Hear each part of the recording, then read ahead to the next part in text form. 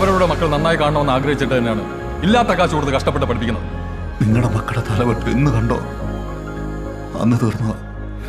കൗമാര സൗഹൃദങ്ങളെ ഗൃഹാതുരത്വത്തോടെ നർമ്മത്തിൽ പൊതിഞ്ഞവതരിപ്പിച്ച ചിത്രം വൈകാരികമായ തലങ്ങളിലേക്കും പ്രേക്ഷകനെ കൈപിടിച്ച് നടത്തുന്നുണ്ട്. ബയോപിക് ഓഫ് എ ബില്യണ് ബോയ്സ് എന്ന ടാഗ് ലൈനോടെ പ്രദർശനത്തിനെത്തിയ ആനന്ദ് മേനോന്റെ വാഴ യഥാർത്ഥത്തിൽ തലതിരിച്ച ആൺപിള്ളേരുടെ നേർക്ക് തിരിച്ചുവെച്ചൊരു ദർപ്പണമാണ്. ശരാശരി മലയാളി വീട്ടകങ്ങളിൽ ഒരിക്കലെങ്കിലും പറഞ്ഞുകേട്ട അപൂർണമായ വാക്യമായിരിക്കും നിനക്ക് പകരം വല്ല വാഴയും. ഈ പ്രയോഗത്തെ ഊട്ടിയുറപ്പിക്കുന്ന ജീവിതയാഥാർത്ഥ്യങ്ങളിലൂടെ തെളിഞ്ഞും കലങ്ങിയും ഒഴുകിയെത്തുകയാണ് ഈ ചിത്രം.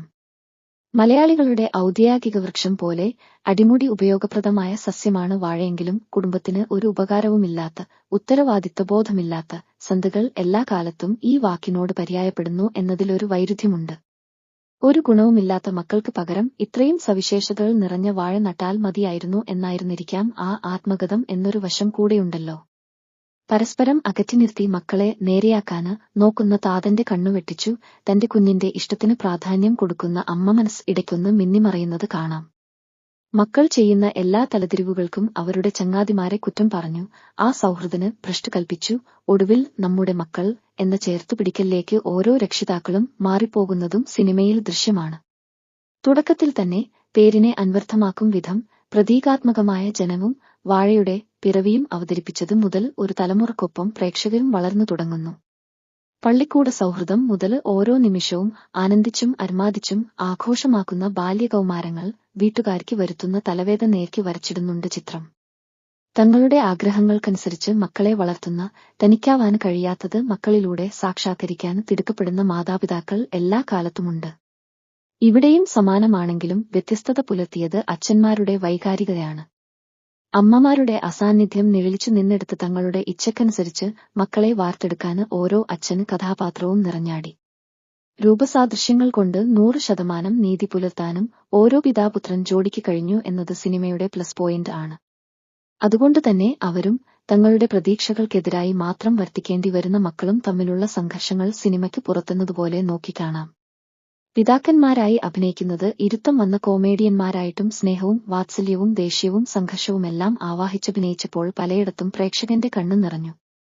ഇഴയെടുപ്പം ഒളിപ്പിച്ച് കാർക്കശ്യം കൊണ്ട് മക്കളെ ട്രീറ്റ് ചെയ്യുന്ന ശരാശരി അച്ഛനും അതിലൊന്നും ശ്രദ്ധയുടക്കാതെ തന്റെ ലോകം മനോഹരമാക്കാൻ ചുറ്റുമുള്ളതെല്ലാം മറന്നിർമാദിക്കുന്ന മകനും നമ്മളിൽ നിന്ന് തന്നെയല്ലേ എന്ന് ചിന്തിക്കാതിരിക്കില്ല ആരും.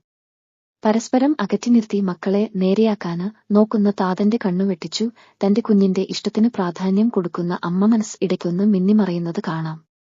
മക്കൾ ചെയ്യുന്ന എല്ലാ തലതിരിവുകൾക്കും അവരുടെ ചങ്ങാതിമാരെ കുറ്റം പറഞ്ഞു ആ സൗഹൃദന് ഭ്രഷ്ട് കൽപ്പിച്ചു. ഒടുവിൽ നമ്മുടെ മക്കൾ എന്ന ചേർത്തുപിടിക്കലിലേക്ക് ഓരോ രക്ഷിതാക്കളും മാറിപ്പോകുന്നതും സിനിമയിൽ ദൃശ്യമാണ്. തന്റെ ലക്ഷ്യം നേടിയെടുക്കാന് തന്റെ മകന് കഴിയില്ലെന്ന യാഥാർത്ഥ്യം തിരിച്ചറിഞ്ഞു പിന്നീട് ഓരോ പിതാവും അതിനോട് പൊരുത്തപ്പെടുന്നു. സിനിമയുടെ ക്ലൈമാക്സിലേക്കെടുക്കുമ്പോൾ മക്കൾക്ക് നേരെ വരുന്ന വാക്ഷരങ്ങളെ അങ്ങേയറ്റം ക്ഷമയോടെ നേരിട്ട് ഒടുവിൽ ക്ഷോഭ്യമടക്കാനാവാതെ അപരസാന്നിധ്യത്തിൽ പൊട്ടിത്തെറിക്കുമ്പോൾ മകനെ ചേർത്തു നിർത്തുമ്പോൾ അച്ഛന് ഹൃദയം കല്ലുരുകി കൽക്കണ്ടത്തുണ്ട് ആവുന്നത് പ്രേക്ഷകർ തൊട്ടറിയും. സാമൂഹ്യ മാധ്യമങ്ങളിലൂടെ ചിരപരിചിതരായ കണ്ടന്റ് ക്രിയേറ്റേഴ്സ് ആണ് അഭിനേതാക്കൾ എന്നതിനാൽ പുതുമുഖങ്ങളെന്ന അപരിചിതത്വം പ്രേക്ഷകനുണ്ടാവാനിടയില്ല, പ്രത്യേകിച്ച് യുവതലമുറക്ക്. തങ്ങളിലെ തന്നെ ചിലർ മുന്നിലെ സ്ക്രീനിൽ വന്നു ജീവിക്കുകയാണെന്ന് അവർക്ക് തോന്നിയില്ലെങ്കിലേ അത്ഭുതമുള്ളൂ. രക്ഷിതാക്കളുടെ പ്രതീക്ഷക്കൊത്ത് വളർന്നു വലുതായവരും ഈ ചിത്രത്തിൽ സമാന്തരമായി ജീവിക്കുന്നുണ്ട്. ആഗ്രഹം പോലെ വൈറ്റ് കോളർ ജോലി കിട്ടി വിദേശത്തേക്ക് പറന്നെങ്കിലും സ്നേഹിച്ച പെണ്ണിനെ സ്വന്തമാക്കിയെങ്കിലും ഒരുവേള കുടുംബബന്ധത്തിൽ വിള്ളൽ വീഴുന്നതും സിനിമ വരച്ചു കാട്ടുന്നു. തലമുറ മാറിവരുന്നതനുസരിച്ച് ബന്ധങ്ങളുടെ ദൃഢത കുറയുമ്പോൾ ഇന്നിന്റെ മകനു മുന്നിൽ ജീവിത സായാഹ്നത്തിൽ ഒരച്ഛൻ നെഞ്ചുപൊട്ടുന്നത് കാണാനാകും. മുൻകാലാനുഭവങ്ങൾ സ്വന്തം ഇഷ്ടത്തിനെതിരായിട്ടും അച്ഛനിലേക്ക് കുറ്റപ്പെടുത്തലുകൾ നീട്ടിയിട്ടും തന്റെ മക്കൾ ഏത് ട്രാക്കിലൂടെ സഞ്ചരിക്കണമെന്ന് താന് തീരുമാനിക്കുമെന്ന ടിപ്പിക്കൽ ചിന്താഗതി വെച്ചു പുലർത്തുന്നൊരു ന്യൂ ജനറേഷൻ അച്ഛനെയും കണ്ടു.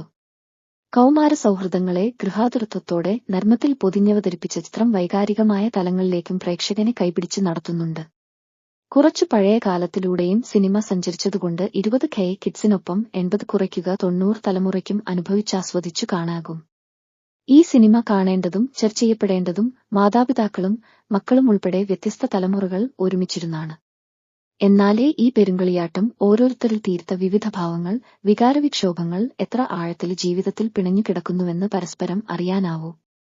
സിനിമയിലേക്ക് തിരിച്ചു പോയാൽ ഏറെ കയറ്റിറക്കങ്ങൾക്ക് ശേഷം അവസാന പ്രതീക്ഷയുടെ വാഴത്തോപ്പുകൾക്ക് മേൽ മഴ ആർത്തലിച്ചു പെയ്യുമ്പോഴും അവർ ഒറ്റയ്ക്കൊറ്റക്കല്ലായിരുന്നു. എന്തു വന്നാലും നമ്മൾ ഇവിടെ തന്നെയുണ്ടല്ലോ അടുത്ത പ്ലാനുമായിട്ട് എന്ന ഉറപ്പോടെ. സിനിമ തുടരും, അവരുടെ ജീവിതവും. വിലയില്ലെന്ന് പറയുന്ന പല കാര്യത്തിനും വിലയുണ്ട്.